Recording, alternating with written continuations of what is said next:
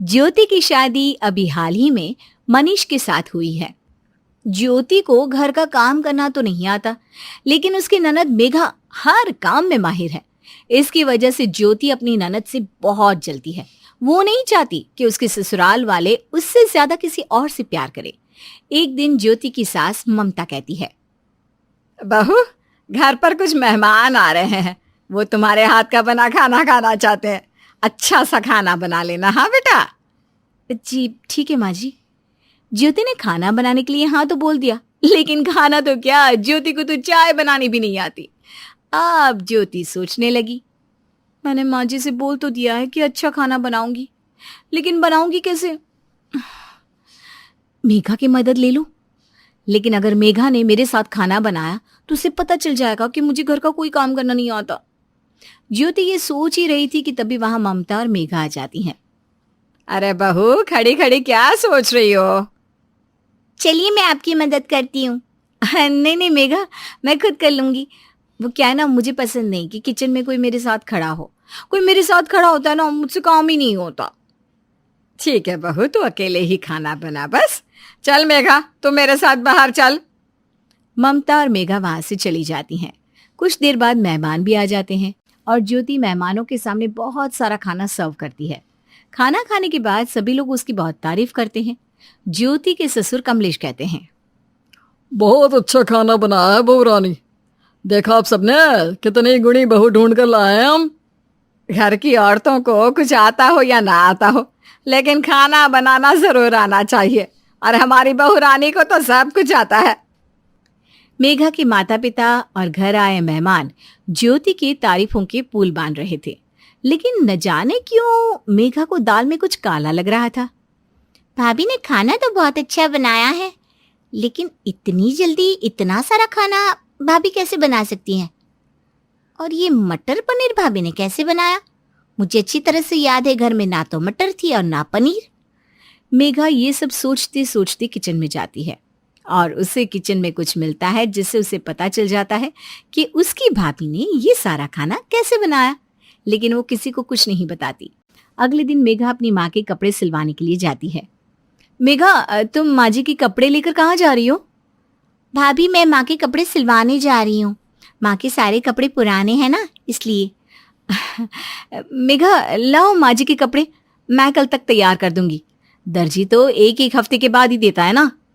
ज्योति मेघा से कपड़े ले लेती है और उन कपड़ों को सिलकर जल्दी तैयार कर देती है।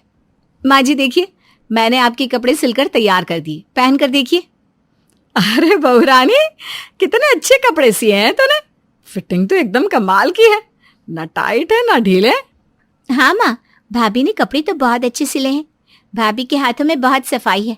भाभी प्लीज मेरे भी सिल दो ना, 3-4 जोड़ी रखे हैं। हाँ हाँ, क्यों नहीं मेघा, तुम दे देना अपने कपड़े भी। तीनों कपड़ों की बात कर रही थी कि तभी मनीष और कमलेश आ जाते हैं। अरे माँ, क्या बात हो रही है सास बहू में?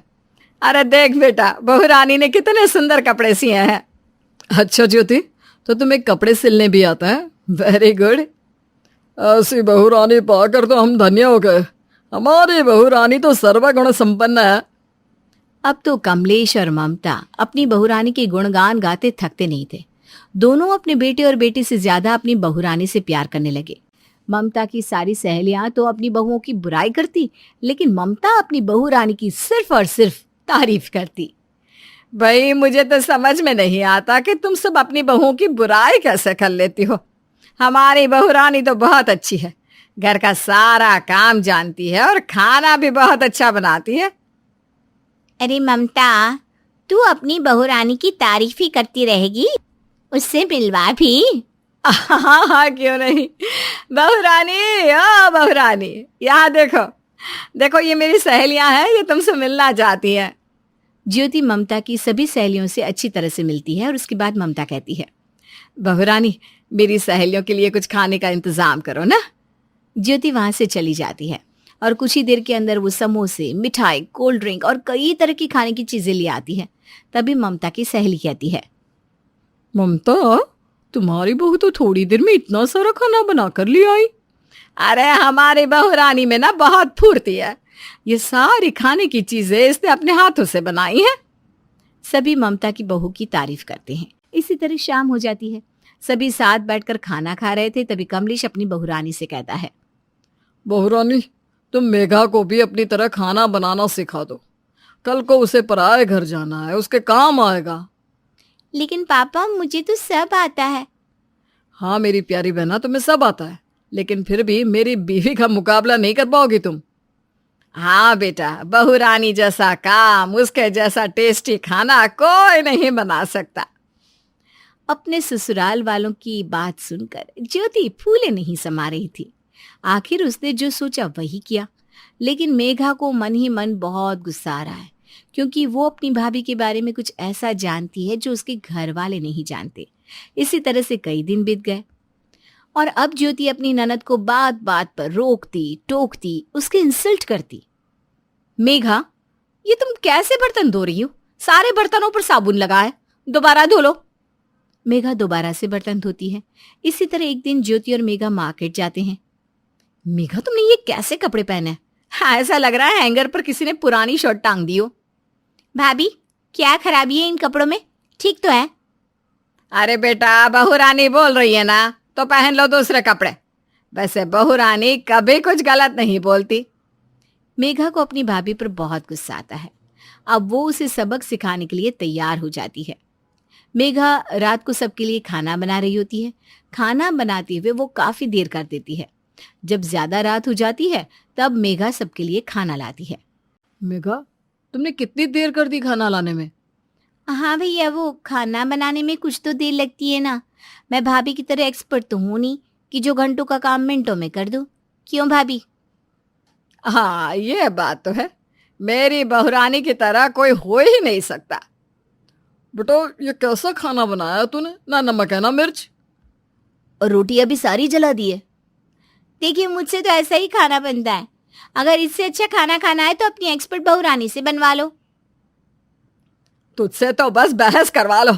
बहुरानी, जा बेटा, सबके लिए अच्छा सा खाना बना दे। ज्योति किचन में चली तो गई, लेकिन उसे समझ में नहीं आ रहा था कि वो खाना कैसे बनाए। जब उसे किचन में बहुत देर हो गई तो मनीष बोला, ज्योति, कितना टाइम लगेगा खाना बनने में? घर वाले बार बार ज्योति को आवाज दे रहे थे, लेकिन उसका कोई जवाब नहीं आ रहा था। फिर क्या था, सभी किचन में चले गए। अरे बहुरानी, तुम तो आराम से खड़ी हो। तुम्हें खाना नहीं बनाना था तो मना कर देती, हम मेघा के हाथ का पका खाना ही खा लेते। अरे बहू, भूत बनकर खड़ी रहोगी या कुछ बताओगी भी?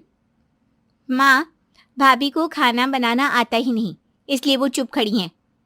मेघा, ये क्या बोल रही हो? हम सब ने ज्योति के हाथ का बना खाना खाया है। नहीं माँ, मुझे सच में खाना बनाना नहीं आता। मेघा सच बोल रही है।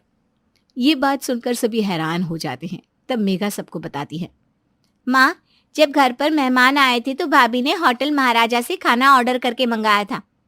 किचन में मैंने उस होटल का बिल देख लिया था, और उस दिन जब आपकी सहेलियां आई थी ना, उस दिन भी खाने का सारा सामान बाहर से ही मंगवाया था। ज्योति, मेघा जो कुछ बोल रही है सच बोल रही है क्या? जल्दी से जवाब दो। भैया रुको, अभी और भी बातें हैं भाभी की। माँ, भाभी आपके और मेरे कपड़े सिलती है ना, वो खुद तैयार नहीं करती, बाहर दर्जी से तैयार कराती है। मैंने भाभी को कई बार दर्जी के पास जाते देखा है।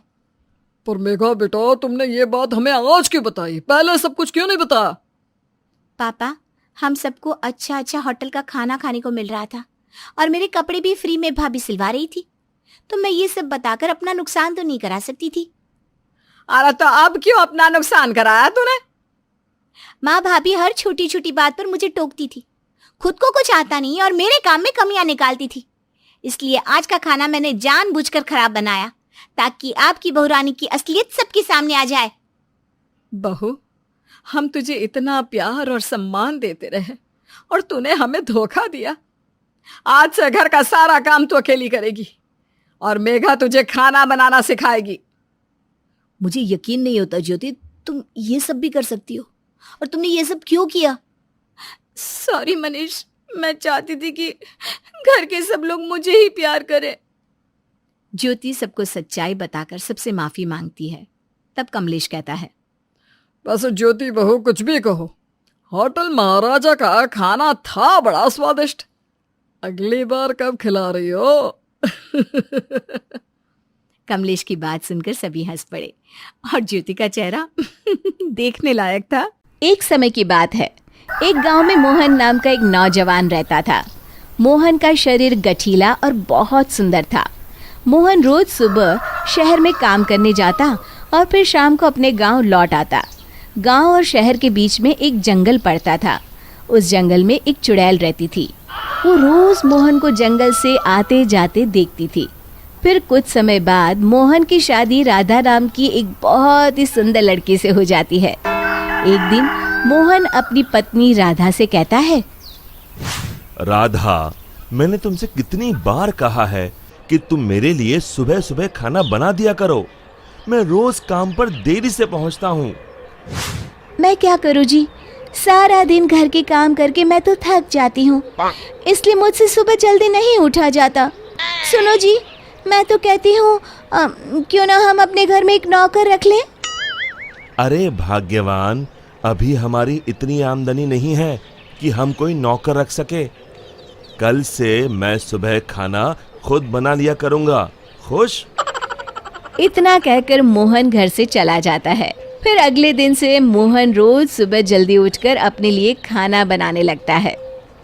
जब खाना बना ही रहा हूँ तो घर के सभी लोगों के लिए बना लेता हूँ। फिर मोहन रोज सुबह सबके लिए खाना बनाता और शहर में काम करने चला जाता। दूसरी तरफ राधा घर में सारा दिन आराम करती और घर के बाकी काम अपनी सास से करवाती। हे भगवान, ये बुढ़ापे में तू मुझसे किस जन्म का बदला ले रहा है, जो ऐसी बहू को मेरे पल्ले बांध दिया है। फिर कुछ दिनों बाद राधा मोहन से नई साड़ी और गहनों की जिद करती है। मोहन उसे समझाने की कोशिश करता है कि वो अभी ये सब खरीदने में असमर्थ है, लेकिन राधा नहीं मानती और राधा के रोज रोज के नखरों से तंग आकर मोहन गुस्से में घर से निकल जाता है। कब वो जंगल में पहुंच जाता है उसे भी पता नहीं चलता। तभी एक चुड़ैल की नजर मोहन पर पड़ती है। अरे, मैं तो घर से बहुत दूर आ गया हूँ। ओहो, रात भी बहुत हो गई। घर में सब परेशान हो रहे होंगे। फिर मोहन वापस अपने घर की ओर चल पड़ता है। चुड़ैल भी मोहन का पीछा करते करते उसके घर तक पहुंच जाती है। फिर मोहन अपने घर पहुंचकर दरवाजा खटखटाता है। तभी उसकी राधा दरवाजा खोलती है। उसके चेहरे की मुस्कान देख मोहन को थोड़ी हैरानी होती है। फिर राधा कहती है, मुझे माफ कर दीजिए जी, मुझसे गलती हो गई। मैं भूल गई थी कि औरत का असली गहना उसका पति होता है। आगे से मैं आपको कभी नाराज नहीं करूंगी। राधा को अपनी गलती का एहसास हो गया है। ये देखकर मोहन उसे माफ कर देता है। फिर अगले दिन से राधा रोज सवेरे उठकर मोहन के लिए खाना पकाती, घर के सारे काम करती, साथ ही साथ अपनी सास ससुर की खूब सेवा करती। अपनी पत्नी में आए इस परिवर्तन को देख मोहन की खुशी का ठिकाना नहीं रहता। एक दिन राधा की सास राधा से कहती है, बहू, आज मैंने घर में हवन रखा है। बाबा जी किसी भी वक्त आते होंगे तो सब तैयारी करके रख दे। जी माँ जी। फिर थोड़ी देर बाद बाबा जी अपने चेले के साथ उनके घर पर आते हैं। अलख निरंजन। आइए आइए बाबा जी, मैं आपका ही इंतजार कर रही थी।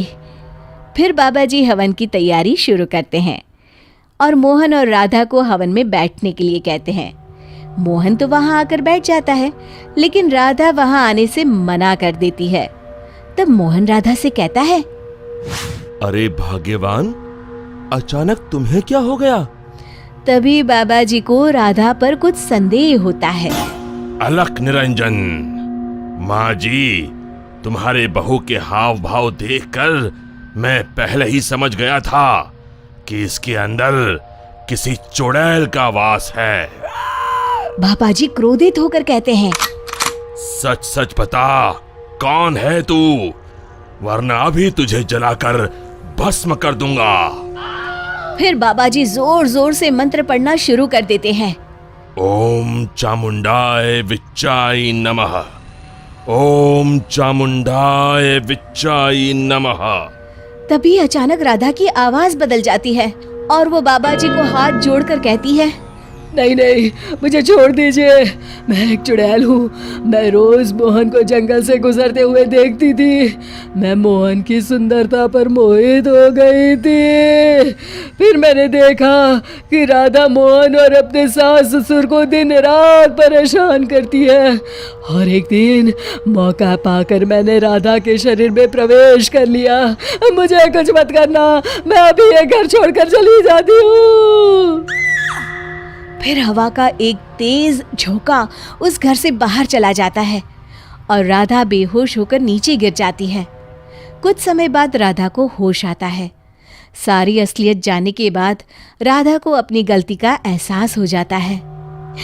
आप लोग मुझे माफ कर दीजिए। मैं आज के बाद आप लोगों को कभी शिकायत का मौका नहीं दूंगी। शिक्षा: हमें हमेशा अपने परिवार वालों के साथ अच्छा बर्ताव करना चाहिए और अपना हर फर्ज निभाना चाहिए। अरे बिद्दू, आज घर में बहुत काम है। आज तुझे स्कूल जाने की जरूरत नहीं है।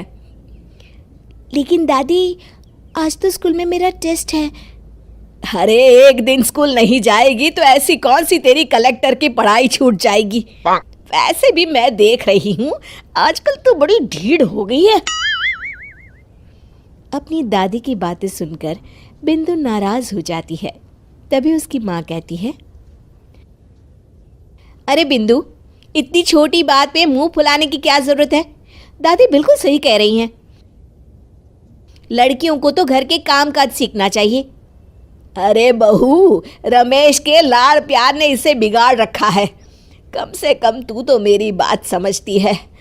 अच्छा, मेरी पूजा का समय हो गया है, मैं पूजा करने जा रही हूँ। इतना कहकर रमेश की माँ वहाँ से चली जाती है। इस तरह बिंदु की दादी और माँ दोनों अक्सर उसे घर के कामों में ही उलझा कर रखते थे। कुछ दिनों के बाद राजू और बिंदु के 10वीं के रिजल्ट्स आते हैं। दोनों बच्चे दादी को अपना अपना रिपोर्ट कार्ड दिखाते हैं। शाबाश मेरे लाल, तू तो बड़े अच्छे नंबरों से पास हुआ है। तभी बिंदु कहती है, दादी, मैं भी अच्छे नंबरों से पास हुई हूँ। रमेश की माँ बिंदु को अनदेखा करते हुए कहती है, हाँ हाँ ठीक है, अभी यहाँ खड़ी क्या कर रही है? सुन लिया मैंने, जाकर मेरे लिए चाय बना कर लिया। बिंदु उदास होकर चाय बनाने किचन में चली जाती है। तभी राजू कहता है, दादी, मैं क्रिकेट के कोचिंग सेंटर में एडमिशन लेना चाहता हूँ। अरे वाह राजू बेटा, ये तो तूने बड़ी अच्छी बात कही। तू कल ही अपना एडमिशन करा ले, जितनी भी फीस होगी मैं दे दूंगी। अरे एक दिन मेरा पोता विराट कोहली बनेगा।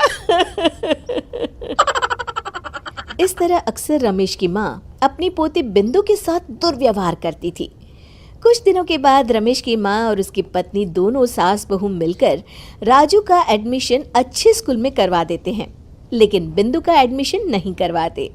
इस बात से नाराज होकर बिंदु अपनी दादी से कहती है, लेकिन दादी, मुझे भी आगे की पढ़ाई करनी है। अरे क्या करेगी आगे की पढ़ाई लिखाई करके हैं? आज से ये पढ़ाई का भूत अपने दिमाग से उतार दे। इतना कहकर रमेश की माँ वहाँ से चली जाती है। उस दिन के बाद से बिंदु की पढ़ाई हमेशा के लिए छूट जाती है और उसकी दादी उससे घर के सारे काम करवाना शुरू कर देती है।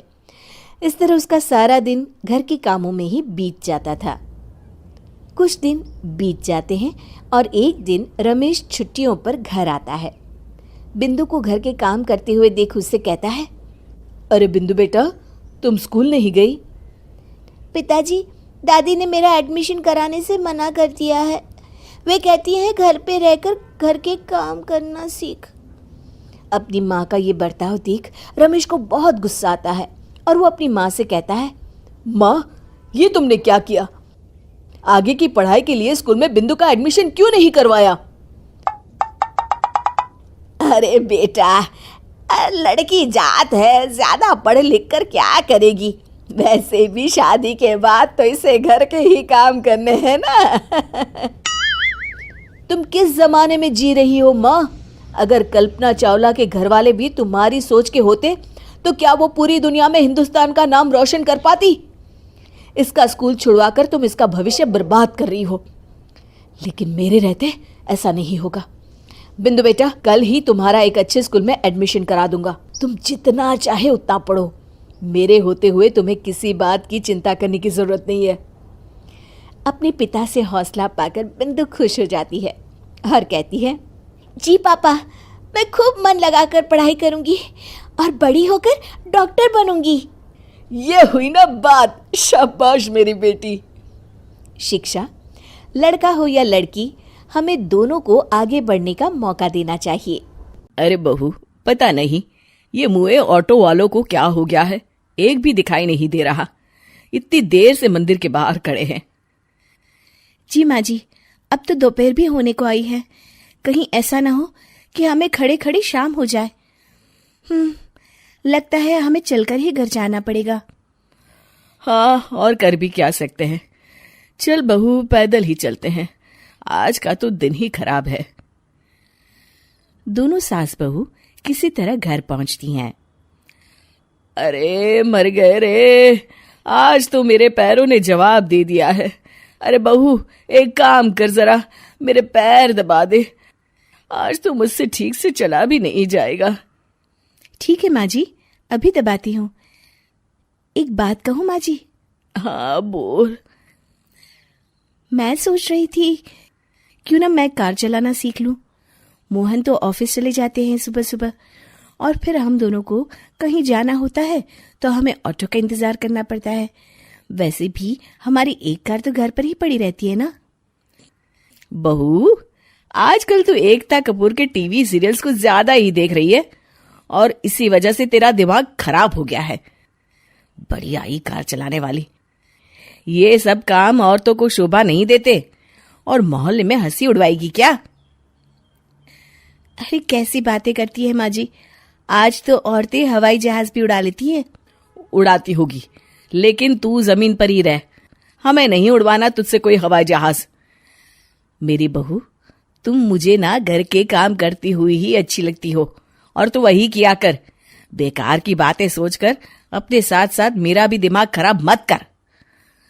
लेकिन माँ जी, मेरी बात तो सुनिए। देख बहू, दुनियादारी में मैं तुझसे ज्यादा अच्छी तरह समझती हूँ। मैं ये कभी नहीं चाहूंगी कि मेरी बहू कार लेकर मोहल्ले भर में डोलती फिरे। घर की औरतें घर के काम करते हुए अच्छी लगती है। चल, बहुत दबा लिए तूने मेरे पैर, अब जरा घर के कामों पर नजर घुमा ले। ठीक है माँ जी, जैसी आपकी मर्जी। अच्छा माँ जी, मैं जाके कपड़े धो लेती हूँ। इतना कहकर नीलिमा वहां से चली जाती है। उसी शाम, क्या बात है भाग्यवान, आज तुम्हारा मुंह क्यों लटका हुआ है? जाने भी दीजिए ना, आप जानकर क्या करेंगे। अरे नहीं नहीं, बताओ क्या बात है। अगर कोई तकलीफ है तो मुझसे बताओ। आज मैं माँ जी से कह रही थी कि मुझे कार चलाना सीखना है। जब आप घर पर होते नहीं और हमें कहीं बाहर जाना होता है तो ऑटो के भरोसे हम लोग बैठे रहते हैं। अगर मैं कार चलाना सीख जाऊंगी तो वक्त बेवक्त काम ही आएगा ना। लेकिन माँ जी ने तो साफ तौर पर मना कर दिया। बस इतनी सी बात पर तुम नाराज हो? एक काम करो, मैं तुम्हें कार चलाना सिखाऊंगा। जी, आप सच कह रहे हैं? अरे भाई, इसमें कौन सी बड़ी बात है। लेकिन याद रहे, इस बात का पता माँ को बिल्कुल नहीं लगना चाहिए। तुम कल से सवेरे जल्दी उठ जाना। ऑफिस जाने से पहले रोज मैं तुम्हें कार चलाना सिखाऊंगा। सच में आप कितने अच्छे पति हैं। भाई वो तो मैं हूं। चलो अब ज्यादा मस्का मत लगाओ और मेरे लिए बढ़िया सी चाय बना कर लाओ। जी, अभी लाती हूँ। नीलिमा रसोई घर में चली जाती है। अगली सुबह दोनों पति पत्नी जल्दी उठ जाते हैं और राजेश नीलिमा को कार चलाना सिखाता है। अरे अरे, क्या कर रही हो? जरा आहिस्ता एक्सीलेटर पर पैर रखो। हाँ, इस तरह। अरे वाह, ये तो बड़ा आसान है। हाँ, आसानी है, धीरे धीरे तुम सीख जाओगी। इस तरह देखते देखते नीलिमा कार चलाना सीख जाती है। ये हम घर पहुंच गए। अरे वाह मेरी धर्म पत्नी, अब तो तुम मुझसे भी अच्छी तरह कार चला लेती हो। हाँ, वो तो है। चलिए मैं घर जाती हूँ, कहीं माँ जी को पता न चल जाए। ठीक है, चलो मैं भी ऑफिस के लिए निकलता हूँ। इस तरह कुछ दिन बीत जाते हैं। फिर एक दिन नीलिमा की सास सीढ़ियों से उतर रही होती है, तभी अचानक उसका पैर फिसल जाता है और वो नीचे गिर जाती है। उनके पैरों से खून निकलना शुरू हो जाता है। मर गई रे मेरा पैर। नीलिमा दौड़कर वहां आती है। क्या हुआ माँ जी? अरे बहू, मेरा पैर फिसल गया, मैं गिर गई। अरे मर गई रे, मुझे जल्दी अस्पताल ले चलो। अरे भाग्यवान, ये क्या हो गया? तुम्हारे पैर से तो खून निकल रहा है। रमेश भी कंपनी के काम से बाहर गया हुआ है। इतनी रात को तो कोई ऑटो भी नहीं मिलेगा। हे भगवान, अब क्या होगा? आप चिंता न करिए माँ जी, मैं अभी आपको अस्पताल लिए चलती हूँ। नीलिमा फौरन अपनी सास को कार में बिठाकर अस्पताल ले जाती है। अस्पताल में मलहम पट्टी कराने के बाद नीलिमा की सास उससे कहती है, अरे बहू, आज तो तूने कमाल कर दिया। तू तो कितनी अच्छी कार चलाती है। आज तूने साबित कर दिया कि औरत अगर चाहे तो कुछ भी कर सकती है। उसके लिए कोई काम मुश्किल नहीं है। मुझे माफ कर दे बहू। आप भी ना माँ जी। चलिए घर चलते हैं। शिक्षा औरतें सिर्फ घर का चूल्हा चौका करने के लिए नहीं होती। अवसर मिलने पर वो कुछ भी करके दिखा सकती है। देखिए, भगवान का दिया हुआ सब कुछ है। दौलत है, शोहरत है और इज्जत भी है बहन जी। मेरा बेटा गजोधर कनाडा की एक बड़ी कंपनी में काम करता है। महीने के 2 लाख रुपए कमाता है। माता रानी की कृपा से हमारे पास किसी चीज की कमी नहीं है। कमी है तो बस एक संस्कारी बहू की। आपकी बेटी कविता हमें बहुत पसंद है। मुझे भी आपका बेटा गजोधर पसंद है। अगले महीने कोई अच्छा सा दिन देखकर दोनों बच्चों की सगाई कर देते हैं। सारी बातें तय हो जाने के बाद नटवर अपने बेटे के साथ वहां से चला जाता है। उन दोनों के जाते ही शीला की बहू राधिका कहती है, अगर आप बुरा न माने तो एक बात कहूं माँ जी? हाँ हाँ बोल। आपने कविता का रिश्ता तय करने में बहुत जल्दबाजी दिखाई है। पहले हमें लड़के के बारे में सारी जानकारी अच्छी तरह पता कर लेनी चाहिए। अरे तेरा दिमाग खराब नहीं हो गया ना बहू? बड़ी मुश्किल से इतना अच्छा रिश्ता आया है। लड़का विदेश की कंपनी में काम करता है।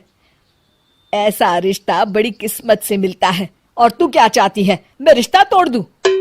खुश होने के बजाय उल्टा तू उन लोगों पर शक कर रही है। माँ जी, मैंने रिश्ता तोड़ने की बात नहीं कही। मैं बस इतना जानती हूँ कि हमारी कविता की जिंदगी का सवाल है। इस तरह जल्दबाजी में फैसला करना मुझे सही नहीं लगता। देख बहू, क्या सही है और क्या गलत है मैं अच्छी तरह जानती हूँ। तुझे अपना दिमाग लगाने की कोई जरूरत नहीं है। जाकर घर के काम कर, बहुत पड़े हैं।